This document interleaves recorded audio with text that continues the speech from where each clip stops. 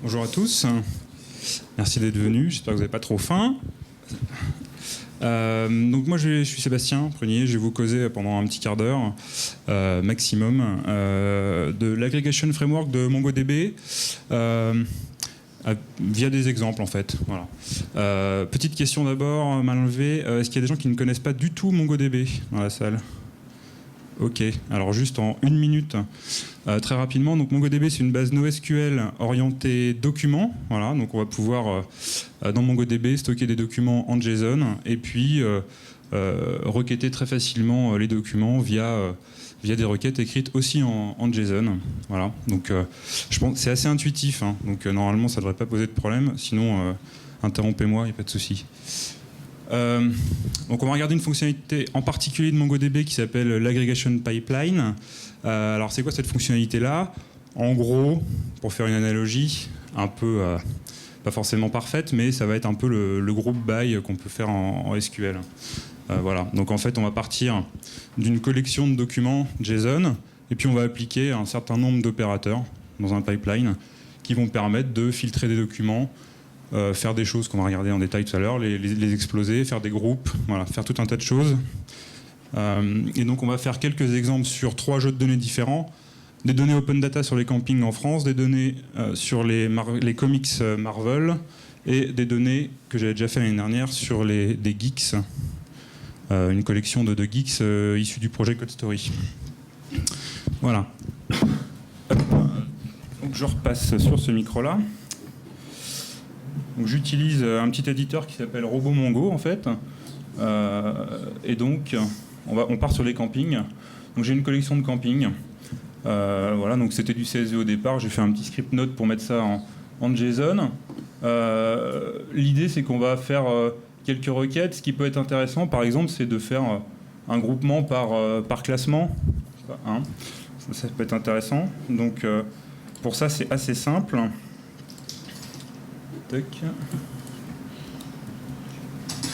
Donc voilà le type de requête qu'on va pouvoir faire. Donc vous voyez le document en dessous ici. Alors qu'est-ce qu'on va dire en fait ? On va utiliser la fonction d'agrégation de MongoDB et puis on va utiliser un premier opérateur qui est un opérateur de groupement. Donc là on est vraiment très proche du groupe by SQL. Hein. On va dire qu'on groupe selon une clé qui est le ranking en fait ici. Donc on référence avec le dollar l'attribut ranking. Et on va dire que dans notre sortie, on va avoir un nouvel attribut qui est un total et on utilise un opérateur de type accumulateur en fait qui va nous faire un incrément de 1 à chaque fois que ça match un ranking. Voilà, donc si on joue cette requête-là, voilà, on a ce qu'on pourrait trouver facilement en groupe by SQL. Donc ça c'est simple. Donc ce qui est intéressant, c'est que ici on voit que c'est un tableau qu'on passe à la fonction d'agrégation. On va pouvoir passer tout un tas d'autres opérateurs. Alors, exemple, maintenant, si on veut voir le top 5 des villes qui ont le plus de camping. Donc ça, c'est pas très compliqué non plus. Voilà ce que ça peut donner. Donc en fait, cette fois-ci, on ne groupe pas sur le ranking, mais sur la ville. Ensuite, je fais un tri descendant. Je limite à 5. Et après, donc j'utilise un autre opérateur qui s'appelle project, qui revient à ce qu'on met juste après le select, en fait, en SQL, hein, où je vais dire que le underscore ID, je ne veux pas le voir affiché comme ça parce que c'est pas très, très joli. Donc je ne l'affiche pas, je mets 0. Je dis que je vais plutôt afficher city, qui correspond à ma condition de groupement, et puis j'affiche le total. Voilà, donc là on a le résultat. Donc assez simple aussi. Un troisième truc assez sympa aussi, c'est par exemple compter les villes qui n'ont qu'un seul camping. Donc là, juste la petite subtilité, c'est qu'en fait je groupe par nul. Hein, donc on retrouve le même requête tout à l'heure, je groupe par ville. Je fais un match qui revient à un where, hein, ni plus ni moins, celles qui ont un total de 1. Et ensuite, juste pour les compter toutes, je refais un groupe en fait juste pour avoir mon accumulateur, mais je groupe sur aucun attribut. Et puis j'affiche juste le count. Voilà. Donc on peut faire plein de choses. On peut aller voir ce qu'il y a dans la doc. Il y a tout un tas d'opérateurs comme ça. On va avoir des choses un peu plus compliquées sur des documents qui sont un peu plus complexes, parce que là c'était vraiment un document à plat issu d'un CSV, donc rien de bien compliqué. On va regarder un peu la collection des comics Marvel. Donc c'est une API... voilà. C'est une API à laquelle on peut accéder de manière publique. On peut se créer un compte sur developer.marvel.com. Et puis, on peut récupérer ce genre de documents. Donc là, moi, j'ai récupéré toute la collection des comics Marvel que j'ai réinjecté dans un Mongo. Alors, qu'est-ce qui va nous intéresser? Le but de cet exemple-là, ça va être de recréer, en fait, à partir de cette collection des comics, la collection des characters, donc des personnages, et puis donc de restructurer un document comme ça avec le nom du personnage et la liste des comics dans lequel il apparaît. Alors, très rapidement, comment est structuré le document? Hop, ma souris qui est partie. En fait, qu'est-ce qui va nous intéresser? Donc ici, on a le titre du comics, et on va retrouver, donc c'est des gros documents, on va retrouver plus bas, voilà, on a les créateurs, et sur le même format, on a les characters, ici. Donc ça nous dit le nombre de characters qui sont dans le comic, et puis on va avoir ensuite un tableau qui va être une liste de tous les characters qui apparaissent dans ce bouquin-là. Donc déjà, là je vais vous montrer deux requêtes. La première qui va être en fait voir un peu le top 5 des caractères les plus présents. Donc ça revient un peu à ce qu'on a pu faire sur les campings, mais avec une particularité. Donc je vous montre ça tout de suite.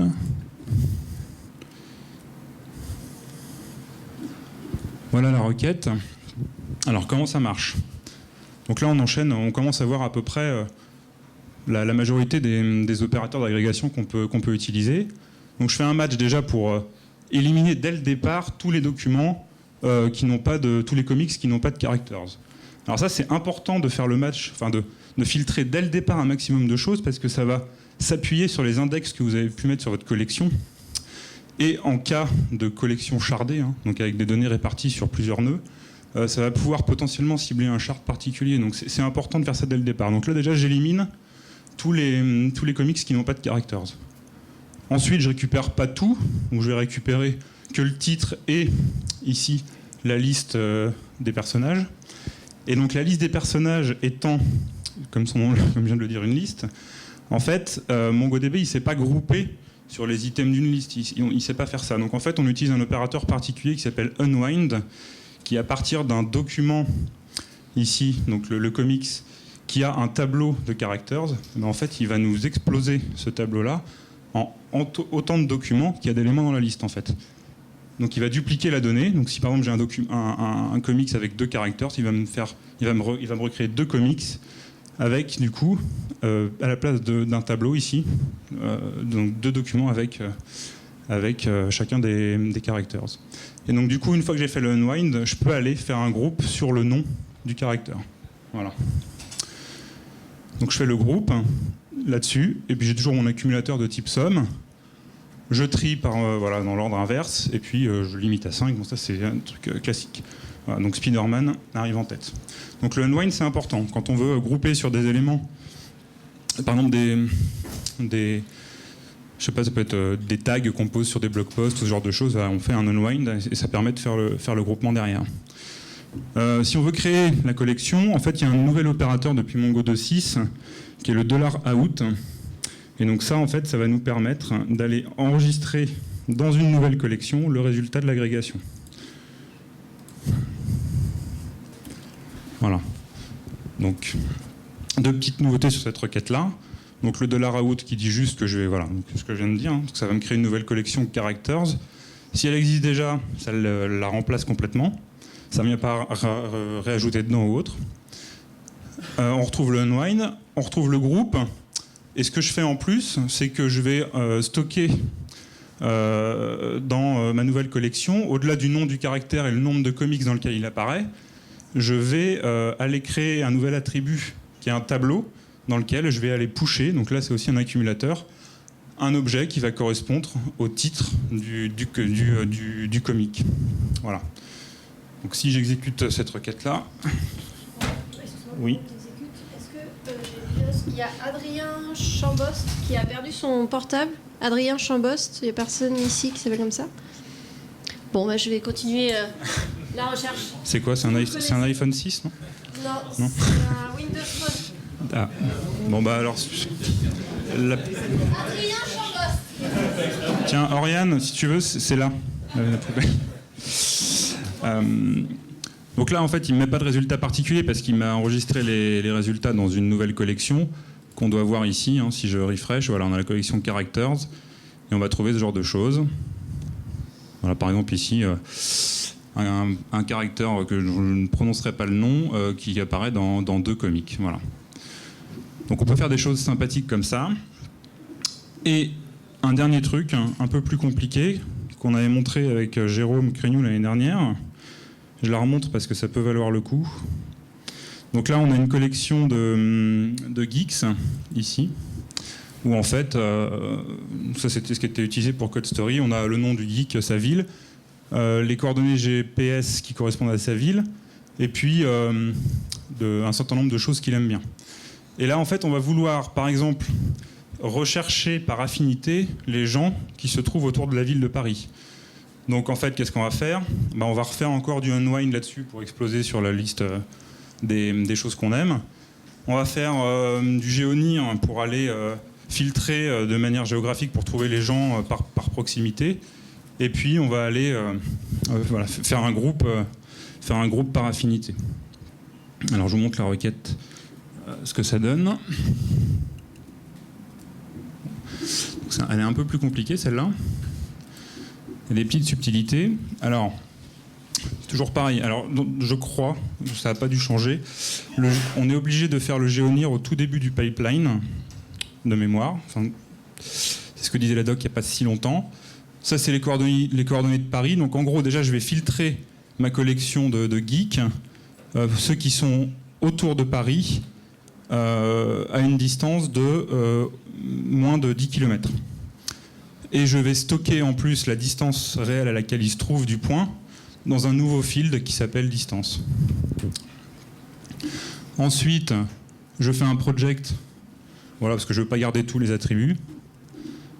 Je fais un unwind sur le tableau des choses qu'aime le geek pour derrière pouvoir faire un groupe. Alors, le groupe, il y a une petite subtilité aussi, c'est que les gens ayant renseigné leur profil via des tweets, ils n'ont pas tous mis Java avec une majuscule ou autre. Donc en fait, on peut utiliser, il y a des petits opérateurs utilitaires, il y en a plein sur les dates, il y en a aussi sur les chaînes de caractères. Ce que je fais, c'est que je groupe en mettant ce qu'aime la personne en minuscule. Voilà. Et puis, ce que je fais derrière, c'est que donc je groupe par affinité, et puis je vais pousser pour chaque affinité dans un nouveau tableau, ici, là, qui s'appelle Friends, le nom de la personne qui aime quelque chose, et puis la distance à laquelle elle se trouve de Paris. Et à la fin, ce que je fais, parce que les gens qui sont tout seuls, ça n'a pas d'intérêt, s'ils sont tout seuls à aimer un truc, ça va être difficile de se rencontrer, donc je vérifie qu'il y ait au moins 2 personnes ici, là. Voilà. Hop. Et donc les résultats... Voilà, donc ça nous donne ce genre de choses. Par exemple, il y a 3 personnes qui aiment Git, voilà, 5 personnes qui aiment Java, et puis 4 personnes qui aiment Scala. Voilà. Donc on peut faire des requêtes qui paraissent très compliquées comme ça, mais au final, ça reste quand même assez intuitif. C'est très bien documenté. Donc n'hésitez pas à aller voir la doc là-dessus. Il y a des éléments intéressants, je l'ai évoqué tout à l'heure très rapidement, sur les performances, notamment par rapport aux index, au sharding. Il y a des bonnes pratiques sur dans quel ordre faire les opérateurs entre les limites, les sorts, les matchs, les projects, etc. C'est bien documenté avec beaucoup d'exemples. Voilà, donc c'est fini en ce qui me concerne. Si vous avez des petites questions, on peut peut-être en discuter plutôt dehors, on va libérer la place pour le quickie d'après, comme on a pris un peu de retard. Merci de votre attention, bonne fin de conférence, bon appétit.